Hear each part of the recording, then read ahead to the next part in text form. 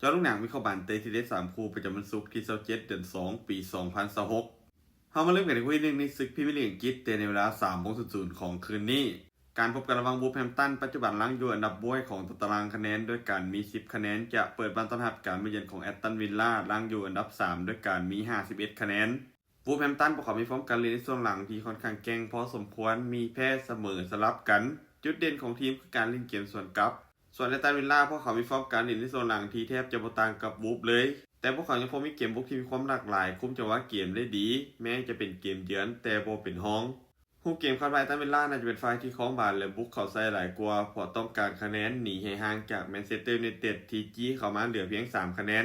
ส่วนวูล์ฟในช่วงหลังมักจะสร้างปัญหาให้ทีมใหญ่อยู่เรื่อยๆพวกเขาเล่นในบ้านน่าจะบ่ได้รับหลายเกินไปมีการเปิดเกมสู้เป็นระยะการคาดการณ์สกอร์ที่น่าจะเกิดขึ้นแอตตันวิลล่าจะเฉือนเอาชนะวูล์ฟไปด้วยสกอร์2-1มาตอนคู่ที่2ในศึกบุนเดสลิก้าเยอรมันเตะในเวลา 20:30 ของคืนนี้การพบกันระหว่างเอาบวกอันดับ10มี28คะแนนจะเปิดบ้านต้อนรับการมาเยือนของโคโลอันดับ12มี24คะแนนเอาบวกเจ้าบ้านมีฟอร์มการเล่นในโซนหลังที่ค่อนข้างดีโดยเก็บชัยชนะได้อย่างต่อเนื่องการเล่นในบ้านของพวกเขาถือว่าแข็งพอสมควรเกมรับเหนียวแน่นขึ้นแต่ว่าการสวนกลับและลูกกลางอากาศก็มาเก็ตได้ดีส่วนโคโลทีมเยือนฟอร์มค่อนข้างแกร่งออกทะเลแพ้ค่อนข้างหลายเกมบุกฟืดเกมเยือนยังคงมีปัญหาเสียประตูค่อนข้างง่าย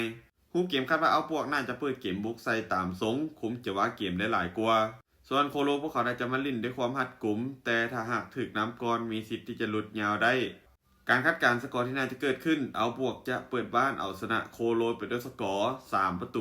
3-1มากันต่อที่คู่ที่3ในศึกลีกฝรั่งเศสเตะในเวลา 2:45 ของคืนนี้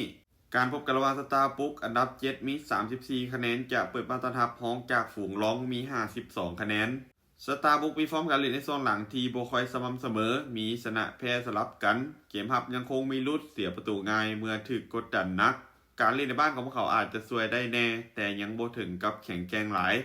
ส่วนรองทีมเยือนพวกเขามีฟอร์มที่ดีกว่าเห็นชนะอย่างต่อเนื่องระบบทีมเริ่มลงตัวเขียนบุกมีความจัดจ้านและยิงประตูได้ค่อนข้างต่อเนื่องผู้เกมคาดว่าร้องน่าจะเป็นฝ่ายที่ครองบอลหลายกว่าเดินหน้าบุกกดดันอย่างต่อเนื่องส่วนสตาร์บุ๊กน่าจะรอจังหวะการเล่นเกมสวนกลับแต่ถ้าหากถึกน้ำก่อนมีสิทธิ์ที่จะเสียทรงได้เกมนี้วัดกันอยู่ที่คุณภาพทีมและความเฉียบคมซึ่งฝั่งทีมเยือนยังคงเหนือกว่าการคาดการณ์สกอร์ที่น่าจะเกิดขึ้นร้องจะบุกเหมาชนะสตาร์บุ๊กไปด้วยสกอร์2-0สุดท้ายนี้ถ้าทุกคนสนใจแนวทางที่ดีแบบนี้อย่าลืมกดไลค์กดแชร์ออกไปเพื่อเป็นแนวทางเพิ่มเติมและใครที่สนใจอยากลงทุนสามารถกดลิงก์ทางหน้าช่องได้เลยเด้อ